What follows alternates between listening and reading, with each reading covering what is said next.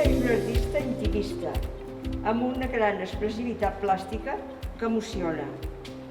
Les seves peces, sempre modelades, són àusteres i quasi sempre absents de color.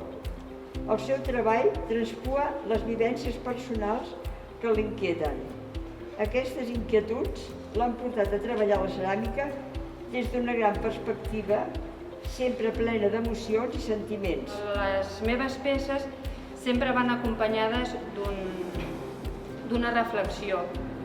En aquest cas, el que té de diferent aquesta exposició de totes les que he fet fins ara és que la reflexió l'he convertit en un poema. El nom d'aquí una mica ve el tema de diàleg, no? Perquè per mi aquesta exposició és un diàleg, es creen unes converses entre les peces i les lletres, entre el fang i les lletres que totes juntes fan una obra diferent.